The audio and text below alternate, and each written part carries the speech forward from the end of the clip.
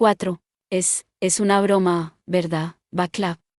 Preguntó a él casi como si esperara que su compañero le respondiera de forma afirmativa. Decime que estáis cumpliendo alguna misión especial. Decime que he llegado en un mal momento. Si te lo digo, desaparecerás sin decir nada. Abel, sonriendo, Václav se levantó con lentitud, pero con decisión.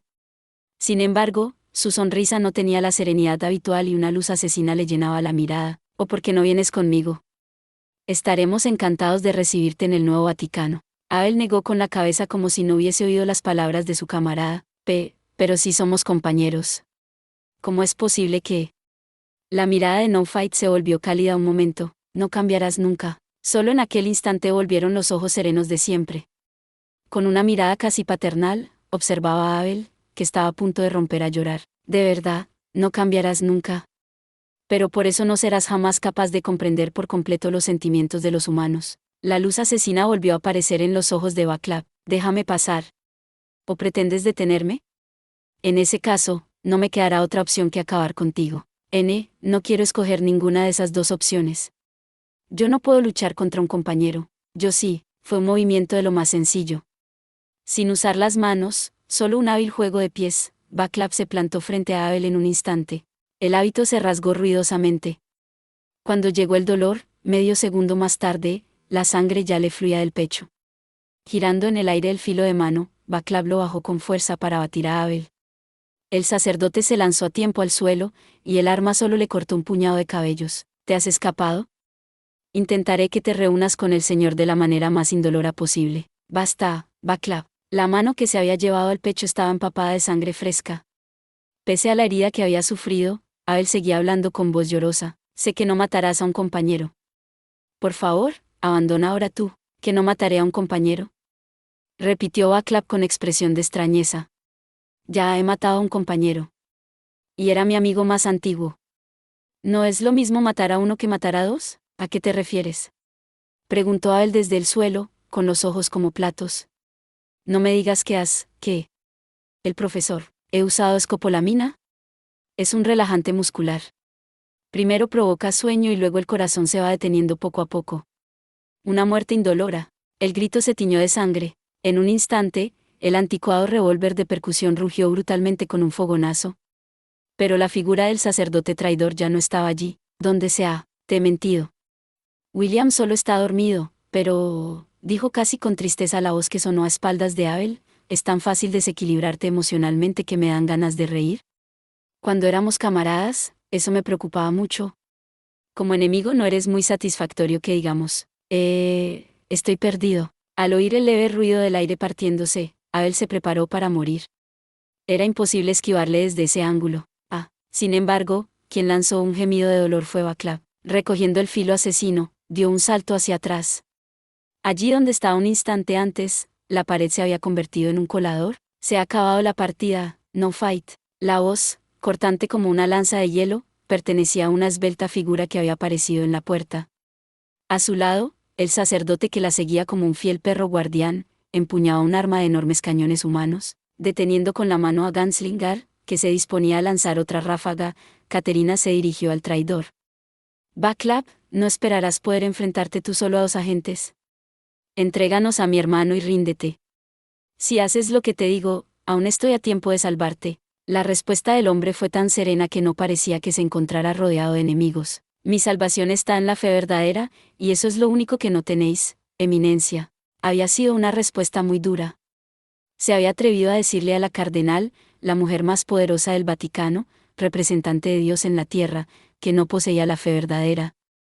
Solo por esa frase, la Inquisición no dudaría en enviarlo directamente a la hoguera. A Caterina le había cambiado el color de la cara, pero Václav siguió hablando con toda tranquilidad, señalándose el cuello del hábito con el dedo. Además, ¿habéis olvidado mis habilidades, eminencia? La sotana se rasgó con un crujido. Yo soy No Fight. No importa cuántos enemigos me enfrente a la vez. Duquesa de Milán, solicito permiso para disparar. Gritó como para despertar a su superiora, que se había quedado inmóvil en silencio. El cuerpo del sacerdote hereje ya había empezado su transformación. Quitándose la sotana, Václav se quedó solo con el mono interior, que pronto empezó a volverse transparente. Campo óptico. Camuflaje de invisibilidad. Cuando Caterina volvió en sí, Con un gemido, la figura de Václav ya había desaparecido. El camuflaje de invisibilidad era una de las tecnologías perdidas que se habían recuperado después del Armagedón. Usando el efecto a nivel cuántico de las interferencias y superposiciones de ondas electromagnéticas, se podían modificar dramáticamente las propiedades ópticas de los objetos mediante la absorción y la refractación de la luz. El Vaticano había intentado durante mucho tiempo proveer de este tipo de camuflaje a los soldados mecanizados para obtener un efecto de invisibilidad completa, pero por la dificultad y los enormes costes, el proyecto había sido interrumpido. Los sistemas en fase de pruebas habían sido destruidos públicamente. El agente No Fight estaba equipado con aquella tecnología. Padre 3, autorización para disparar concedida. Abátelo ahora. 3 asintió con gesto inexpresivo empuñando su brillante M13. Apuntó sin dudar a su antiguo compañero, que casi había completado el proceso de invisibilidad, y apretó el gatillo. No, 3. Si Abel no hubiera alargado la mano en ese momento, con toda seguridad los disparos le habrían volado la cabeza a Václav en pedazos. En cambio, las balas estallaron en vano contra la pared. Aparta a padre Nick Troat. Tengo que abatirlo antes de que. 3 se deshizo de Abel y volvió a apuntar.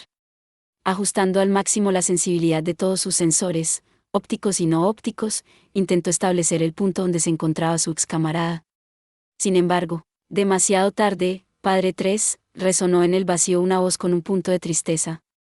¿Ya soy indetectable por infrarrojos y ultrasonidos? Eso forma parte de mi equipo. El soldado mecanizado se giró de repente, pero salió volando como si hubiera recibido el impacto de un cañonazo. Al chocar contra la pared, dejó profundamente marcada su silueta. T3. Gritó Abel, que había sentido como el impacto le rozaba la barbilla. El golpe en sí no había sido tan fuerte, pero el efecto palanca había hecho el que su cerebro vibrara con violencia, lo que le había causado importantes daños. El cuerpo de la gente cayó sin fuerza y se quedó inmóvil. No. Caterina. La hermosa mujer parecía haberse quedado sin fuerzas, en estado de colapso, pero el grito de Abel hizo que volviera en sí. Con los ojos brillantes de nuevo, se lanzó hacia su hermano, caído en medio de la habitación. Pero justo en el momento en el que iba a rozar al adolescente con la mano extendida, el cuerpo del joven se levantó en el vacío. No fight. Gritó la cardenal hacia el hombre que no podía ver, pero que sabía que tenía delante. Devuélveme. Devuélveme a mi hermano. Eso lo decís en condición de cardenal que utiliza al Papa como un títere para dominar el Vaticano. O como la hermana que lo sacrificó para obtener el poder. La voz resonó con acento agrio. La mirada de Caterina se nubló un instante. Eso, Caterina, antes habéis dicho, estoy a tiempo de salvarte, pero a vos nadie puede salvaros. No había ninguna sombra de orgullo en aquellas palabras. Tampoco eran agresivas. La voz prosiguió como si solo enumerara los hechos. No entendéis la debilidad del corazón humano. Solo tenéis deseos de venganza. ¿Por eso no entendéis la debilidad?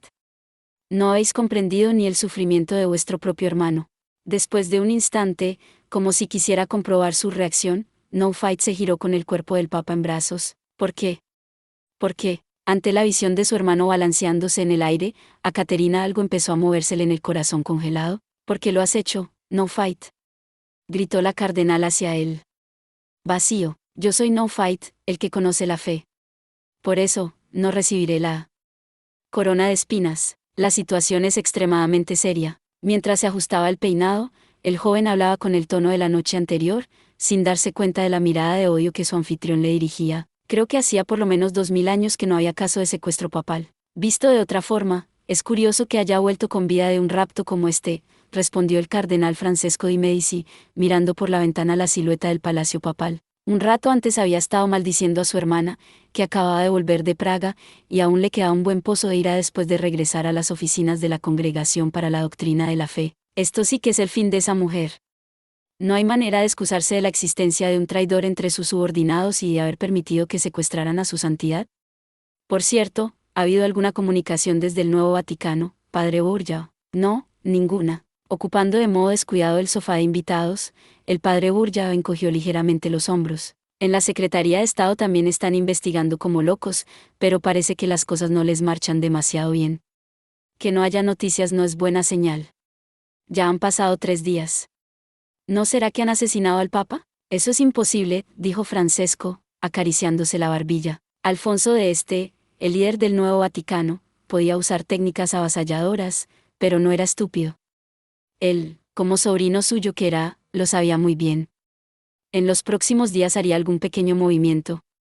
O quizá algo más grande. Es posible que haya incidentes. Francesco levantó la cabeza ante la voz repentina. Enfrascado en retocarse el peinado, Antonio le miraba sonriendo. El secuestro es solo el primer acto de la función. Es muy probable que se produzcan disturbios. Y muy pronto. Tú también piensas así. Francesco encogió los hombros con indiferencia, pero se quedó mirando con atención al joven, con la mirada afilada. Hay que irse con cuidado con este. La primera vez que el joven se le había presentado lo había tomado por otro niño mimado de la aristocracia.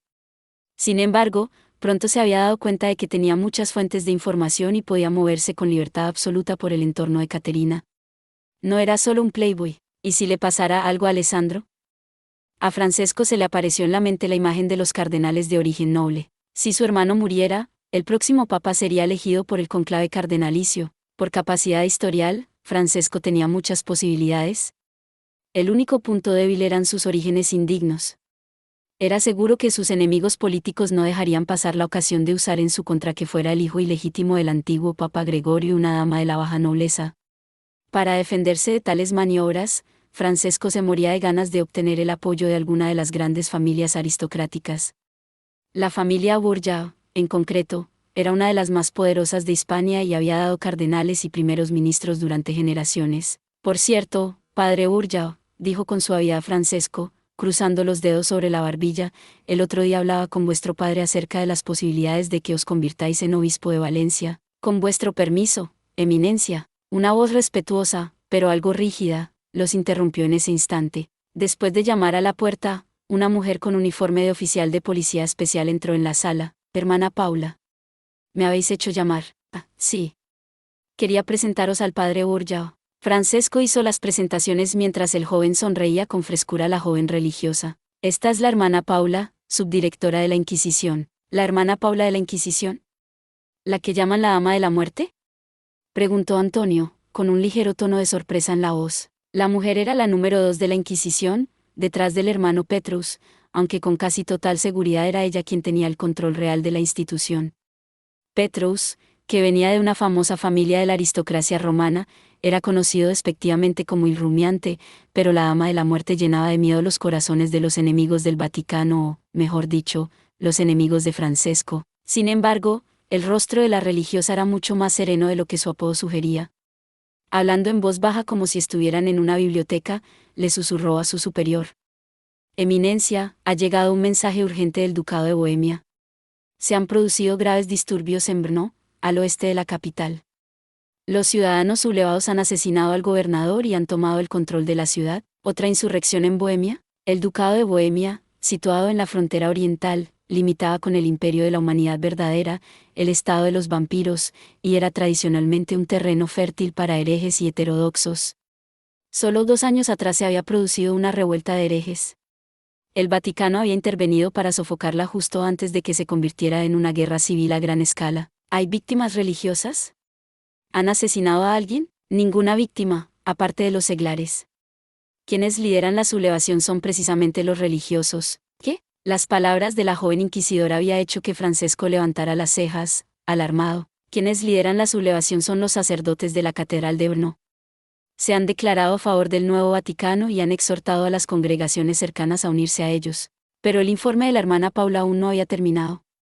Sus siguientes palabras hicieron estremecerse al cardenal. Hace 3 horas, nuestros informadores sobre el terreno han confirmado la presencia de Alfonso de Este, acompañado de un adolescente con acné de unos 15 o 16 años. Eso es todo por este video. Espero que hayas disfrutado de la narración de esta emocionante novela web o ligera. Si te gustó el video y quieres ver más contenido como este, te invito a que te suscribas y le des me gusta al video. De esta manera, me ayudas a crecer y a seguir compartiendo historias emocionantes contigo. No te pierdas ningún video más. Gracias por tu apoyo.